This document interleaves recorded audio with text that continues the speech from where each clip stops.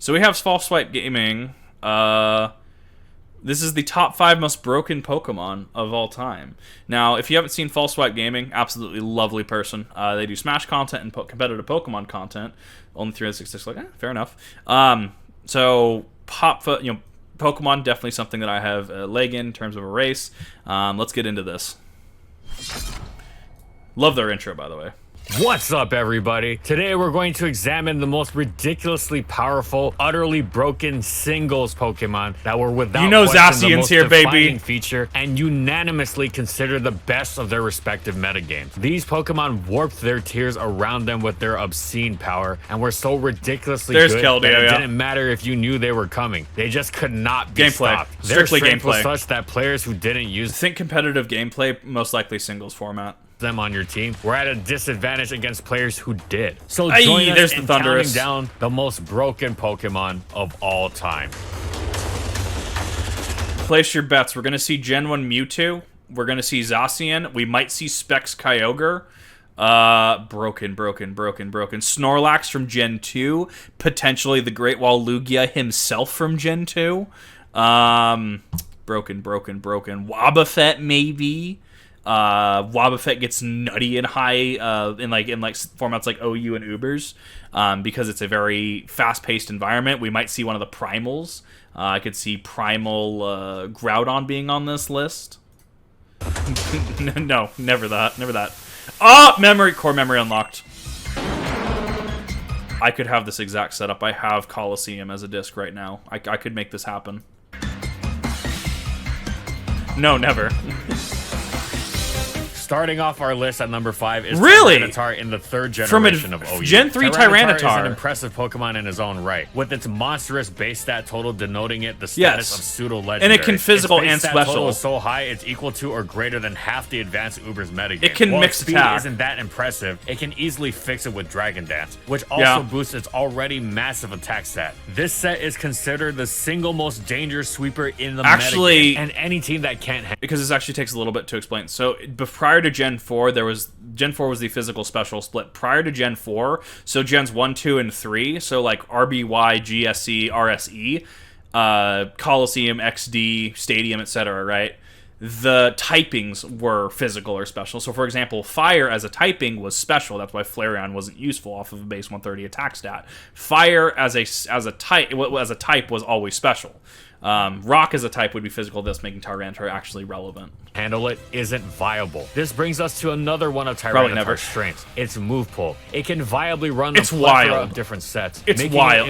We might see Tauros from Gen 1 on here, actually. It has no true counters and can bypass every attempt commonly used to thwart it without much effort. For example, Flygon is incredibly sturdy against Dragon Dance Tyranitar until Tyranitar pulls out the Ice Beam. Milotic is great against mixed Tyranitar. How's that 4x BB? Choice Band. Dugtrio is usually a pretty safe revenge killer, but not when Tyranitar sets up a substitute. Tyranitar shows up and immediately you're thinking, what is this running? Because this could wreck my team. Great bulk and useful resistances, Tyranitar gets plenty of opportunity to come in and wreak havoc. It's also terrific in a supporting role with its ability to Mewtwo is banned for a reason. Gengar, being a crucial cornerstone of many of the metagame's key strategies. However, Tyranitar isn't perfect. It sings in the shower. Sometimes it'll spend too much time volunteering. Occasionally, it'll hit someone with its car. But most importantly, Tyranitar is slow and its weaknesses to the common water, ground, and fighting moves aren't difficult to exploit. Right, plus even Tyranitar can only run 4 useful moves, everywhere.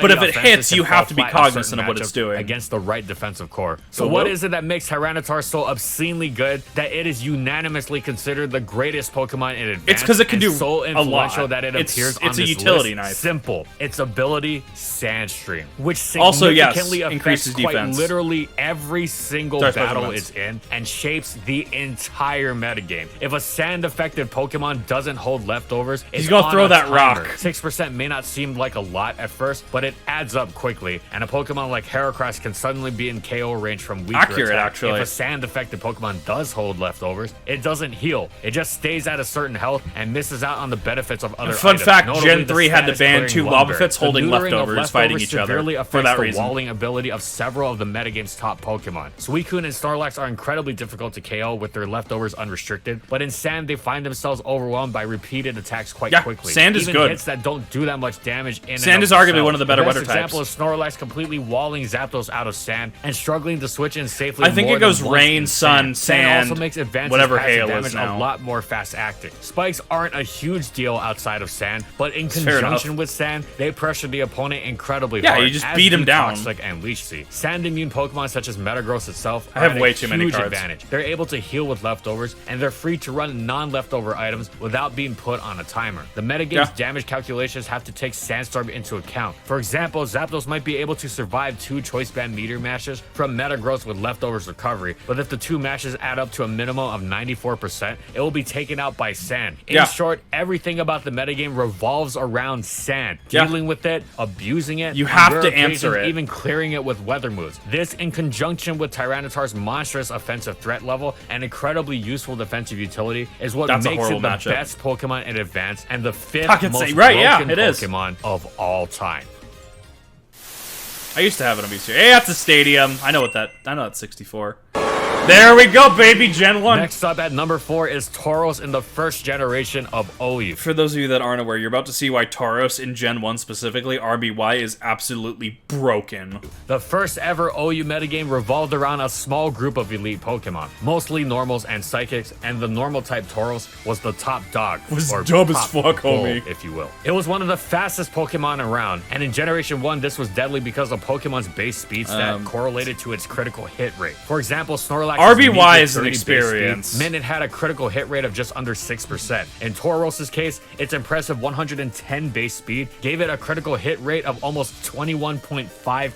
21.5% crit chance because of Gen 1 coding. Yes, be aware there is Small Swipe Gaming actually does have a mechanics in Gen 1 I would highly recommend watching going into it, because there are things like speed is tied to crit in this game, where it's incredibly relevant in playing through. Also, how Leech Seed and Toxic would stack on each other and multiply exponentially.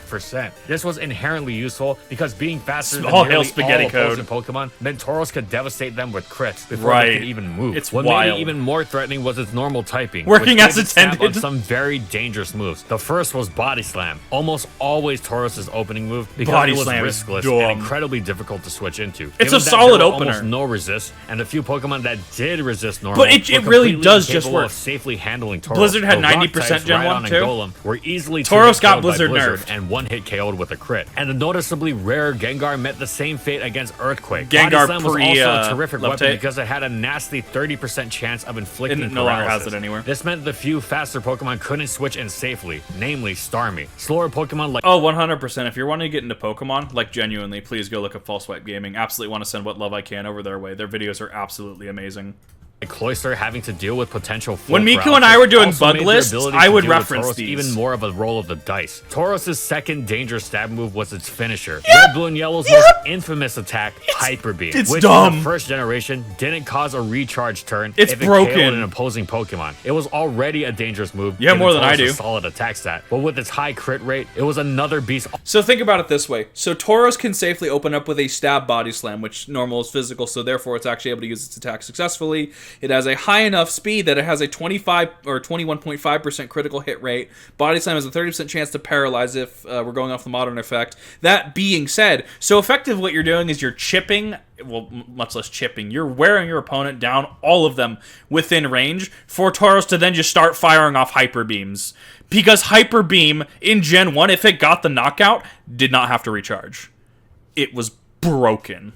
Altogether, and since Tauros was faster than nearly the entire metagame, it could potentially mow down entire teams. These two stab moves made it so difficult to switch into safely. A Pokemon couldn't just withstand Tauros' Body Slam. It had to withstand the combination of Body Slam and Hyper Beam. With crits and paralysis involved, Tauros made games exceptionally messy and was without a doubt a player's best weapon. It was so difficult to deal with that many games came down to the most well-known 50-50 in Pokemon history. Lore-wise, I think they find them. Any RBY player knows the secrets to get get the opposing Tauros into range of their own. Slam, slam, beam. Now, critical hits complicated it, of course, and there was an element of prediction if those happen. For example, if Tauros crit the first slam, there would be a prediction battle to see if the players whose Tauros was crit would switch out to a healthy Pokemon as the opposing Tauros Hyper Beam, forcing a recharge turn. As if all that wasn't enough, EVs being maxed in RBY meant Tauros was quite bulky itself, EVs and were was maxed. no glass cannon. And you didn't have Beefy IVs, they were like Earthquake from DVs base or something. 130 attack didn't come close to 2-hit KOing, and Tauros even survived Snorlax's immensely powerful defense-having stab self-destruct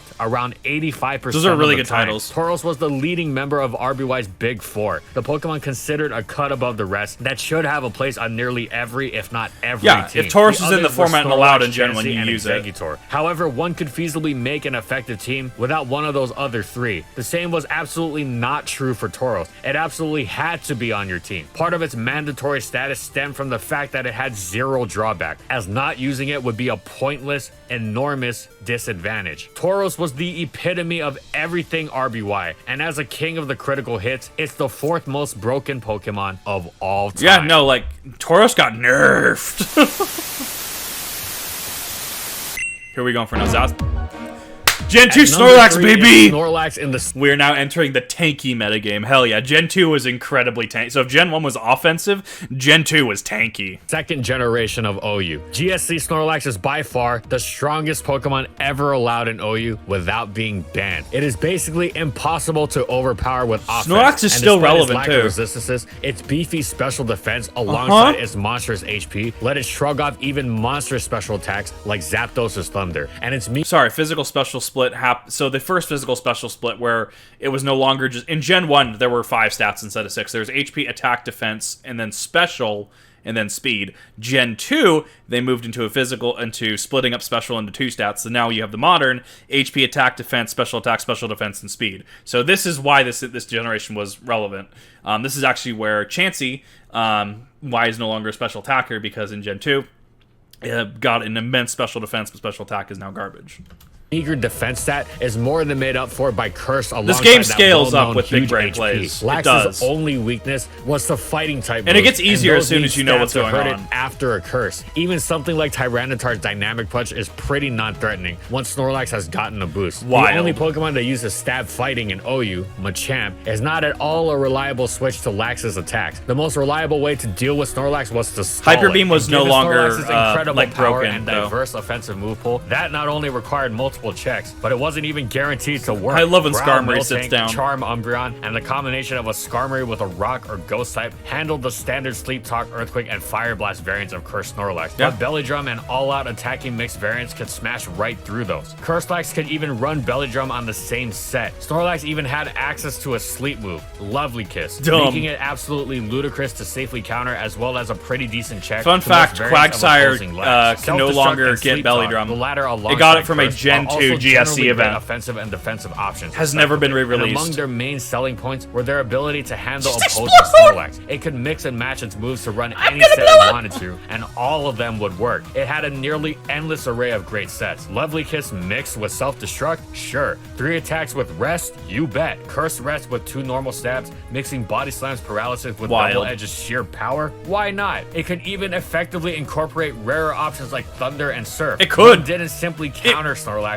They had to play around it. Offensive teams had to be very aggressive, packing multiple explosions. It would -6 priority. It's the good call. They were willing to sacrifice entire Pokemon to take Snorlax out, or even to just bring it low on HP. Even defensive teams, which preferred to play safely, had to be aggressive. They couldn't let Snorlax do whatever it wanted, because it would force them into back foot position. You have to answer the Snorlax. It's how you answer it. Snorlax was also a huge boon for defensive teams, though. Not only did it provide excellent utility against dangerous Pokemon like Nidoking, it was a one Pokemon army. Yeah, Pokemon gets wild. Meaning that its bulky teammates didn't have to worry about not being able to break opposing teams. Belly Drum Snorlax could break anything, and indeed massive classic GSC stall teams consisted of 5 defensive Pokemon and Drumlax, with Lax still being excellent just by virtue of its typing, bulk, and rest. Wild. GSC Snorlax had the incredibly rare combination of being the metagame's best Pokemon on offense and defense, and since every team had every team was by default decently defensively equipped against against top threats while having the tools to threaten any opposing defensive core. It was so overwhelming that there was often no choice but to go for a Snorlax war. Snorlax was even better than just about every single gold, silver, and the Great crystal Wall Uber. itself. There was no doubt about Ho-Oh and Celebi, and there was a strong case for Lugia, Mew, and even Mewtwo as well. And for its unparalleled offensive and defensive prowess that shaped and defined every single aspect of GSC OU and was nigh impossible to stop because safely, it does so comes much. in as the third most broken Pokemon of all time. Broken. Well, this has to be Primal then. No, this is Rayquaza, right? I think this is Mega Ray. My baby, I love my green Snoodle. I miss him so much. There he is. Number 2 on this list is Mega Rayquaza in the made an entire format by Rayquaza himself. was already one of the most threatening Uber Pokemon around, so when it got a Mega form, people rightfully freaked out. The boosts it got were nothing short of ludicrous. It's already sky high, unintended. Attack and special attack stats were catapulted up to an astonishing You base could use 180. Draco, yeah. This was equivalent to the mighty Deoxys attack. However, old DOA was balanced out by making wet tissue paper look durable in comparison to its base power level so 20 high, defense everything's low and dip. special defense. Mega Ray had No, it doesn't. such No, it's issues, not. as its Mega defense and Rayquaza was special dumb in that defense aspect. were raised as well, going up to 100. You could focus sash that bitch to be an ass. Making it quite tanky alongside its excellent 105 HP. What made it even tankier was the same thing that truly pushed it over the edge. Its ability Delta Stream, which summoned strong winds. What these strong winds did is remove every drawback to being a flying type. Yep. This wasn't in the more abstract sense, like how using a certain Pokemon had no downside. This was in the sense that there was literally only upside to Rayquaza's flying typing, because strong winds removed flying types' weaknesses while letting it keep the benefits. Yes, like its ground immunity and stab on its vicious new move, Dragon Ascent, a flying type clone of close combat. And this it was worked. absolutely huge because it meant despite still being a dragon flying type, Mega Rayquaza only had a regular weakness to ice moves instead of its usual quadruple weakness. Focus Sash, Life Orb, Choice Band, Choice Scarf if you're wanting to be cheeky. I mean, there's things you can do to make him absolutely broken. You could, in fact, like, Choice Band Sky High Strike or what he just said the move. Anyways, moving on.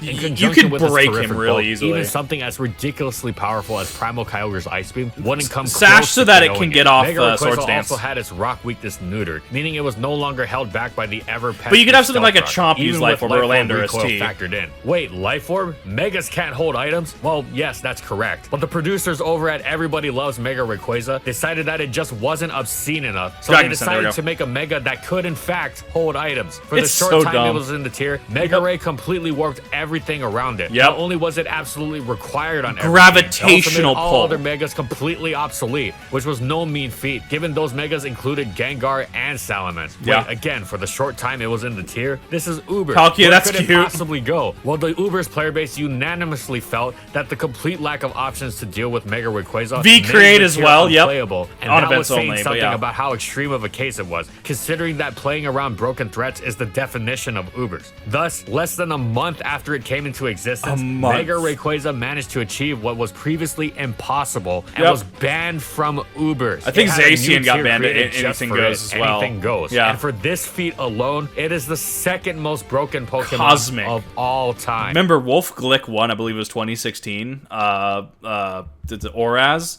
He showed up with Primal Kyogre and Mega Rayquaza. Just fucking casually.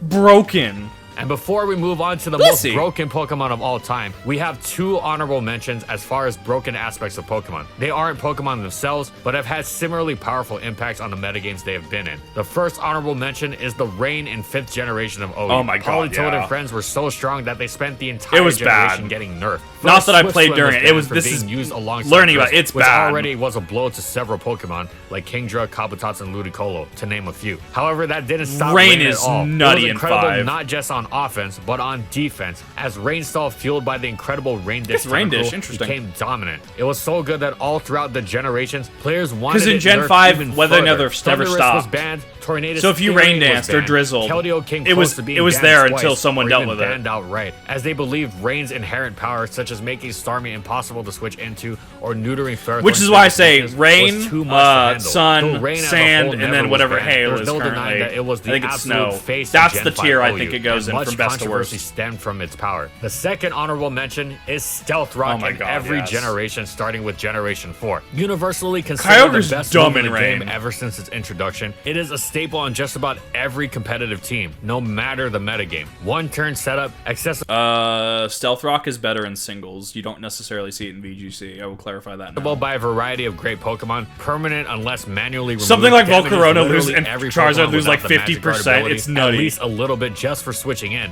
Some for up to 25 or even 50% HP. Moltres Wink, swaps wink, in. nudge, nudge. Where my HP go? epitome of There you go, Kiwi. Your Crobat just got destroyed by rocks. low risk, high reward. Stealth Rock shapes the metagame. Key damage calculations have to keep it in mind in just about every single battle it's in to some degree. Unless it's removed from the game in future generations, there's no sign that Stealth Rock will ever stop defining each and every single It just metagame. works. Now we have Sticky Web too. Oh, there he is. There he is.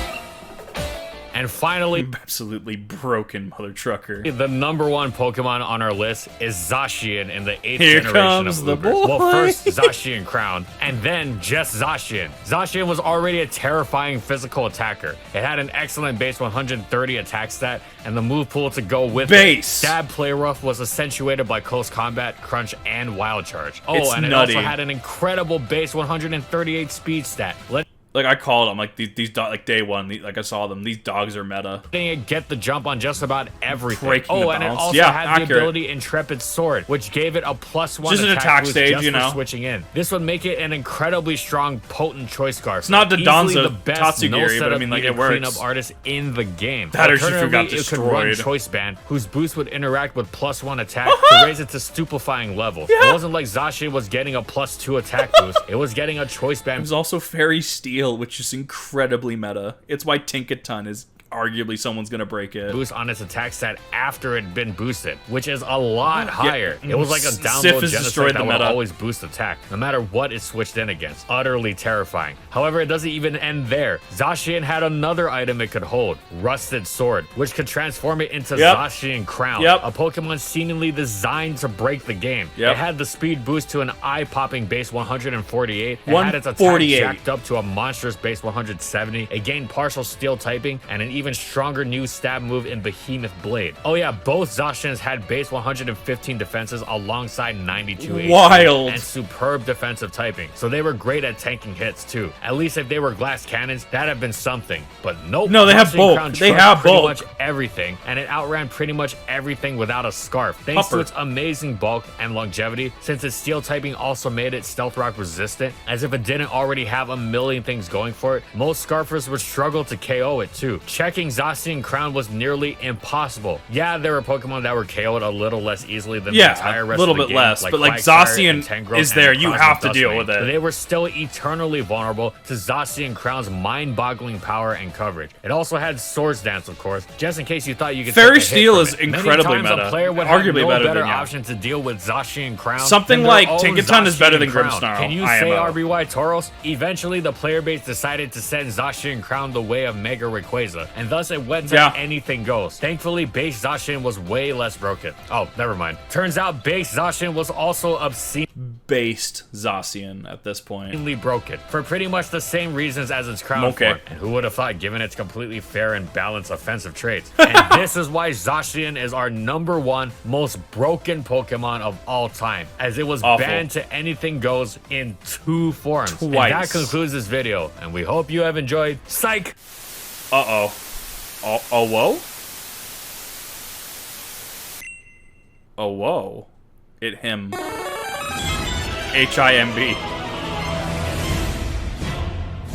Monstrous. Both Zacian forms are fearsome, but even combined, they are no match for the original Uber, the Pokemon that created the very idea of the Uber tier. Mewtwo was the first Pokemon that was so clearly overpowered that it necessitated separation from its peers for the sake of balanced matches. Mewtwo is eventually dumb in joined Gen it in 1. Ubers, but it didn't have the same overt, blatant level of dominance over other Pokemon that Mewtwo did. Gen 1 Mewtwo cannot be described with anything other than superlatives, and even those fail to capture capture the sheer scope of its power and impact. It's the epitome of why psychic types are dominant in Gen 1, taking every aspect of other strong psychics and Ghost type was each up to miscoded. It 11. was supposed to affect it, but an incredible didn't. critical hit rate over 25% by virtue of its base 130 speed, Over which 25. makes it effectively the fastest Pokemon in the game. Now it's outsped by Electrode at ties with Jolteon and Aerodactyl, but all three Pokemon are meager in Ubers. Its base 154 special stat is simply staggering. Yeah, what are you gonna do? Comparison, Like OU's Jolteon strongest Pin special Missile? stat comes from Alakazam, who is considered quite powerful and clocks in at base 135. What makes Mewtwo even more terrifying is Amnesia, which, given how the special stat encompasses both special attack and special defense in RBY, is the equivalent of 2 Calm Minds in one turn. The entirety of RBY Ubers revolves around trying to get the upper hand with one's own Mewtwo without losing to the opponent's Mewtwo. Given that the only type that resists psychic moves is Psychic itself, and the only Pokemon that can match Mewtwo's special attack and special attack Mewtwo was made as the final boss, let's be special real. defense and special defense boost is also Mewtwo. It's like replaying Final Fantasy VII, but you're Sephiroth. Pretty Sephiroth much at every max. other Pokemon to exist loses hard to Mewtwo. Then it makes sense that just about every single battle will have at least some Mewtwo on Mewtwo action. Nothing else is safe. Not only is there nothing Mewtwo can't brute force its way through with boost, it also has impeccable coverage. It does. Slowbro trying to get into an Amnesia war with it can be quickly dispatched with Thunderbolt, while Exeggutor gets trashed by Blizzard. Even 90% accuracy is in danger if and when its special gets dropped by Mewtwo's fearsome Psychic. Mewtwo's not an easy cat to wear down either. It has Recover, which boasts 32 PP in the first generation, and has a solid defense stat alongside a huge HP stat. Oh, I forgot Recover. Recover had like 40 PP as well. Come close to KOing it. It tops in out Gen at 1. 92%. That is, unless Mewtwo decides to run Barrier. You do not handle Mewtwo. You simply pray that you come out on top with your own Mewtwo. No, you're right. Alternative options include Status with either Paralysis or Freeze combined with Prayer. Not exactly reliable stuff. Mega Rayquaza and both Zacians may have gotten banned from Ubers, but Mewtwo created Ubers and proceeded to dominate it as it abused every single I would love Pokemon modern mechanic Pokemon the first put into Gen Pokemon 1 games had to metagame. offer. I would love From it. the speed crit chances, the singular special stat, the lack of types unable to stand up to the psychic typing. There's your Mewtwo D-Make idea. did it Make all. everything but And Gen 1 stats now. Mewtwo is the single most broken Pokemon of all time. And Wild. so there we are with the most broken singles Pokemon ever. There is no disputing their power or handling it for that matter. One can only hope to wield it themselves. But we want to know, do you agree and why or why not? We'd also like to know what other kinds of lists you would want to see as we're trying to expand our content. And as always, if you like the video and you want to see more, be sure to subscribe to False Swipe Gaming for more weekly Pokemon content. This is also, lovely. thank you so much to our patrons for continued support. Nothing our videos, short of and lovely. Thank you to I love everyone their else videos. watching as well. We're watching to the end for ads, or for the algorithm. I need to get some Wolf Glick on here, actually, now that I think about it. I need to watch some Wolf Glick. And follow my crew on these social media platforms. And that's all I got. See you next time, everyone. Forgot weapons reactions will be the one. Laughing as Kid gets a headache. Right. Honestly, part of that is because firearm content on YouTube is getting just railed into the ground right now. But soon. No, lovely. If you ever are wanting to, and that's the thing, like if you're Pokemon team building, or you're just curious about the history of the Pokemon, False Swipe Gaming's got you covered. It doesn't have every Pokemon out yet. However, they put out great work. They put out really good work, and I definitely highly recommend you watch them. If you're on the React channel, thank you for watching. This is going to be Kip's cut, future Kip cut here.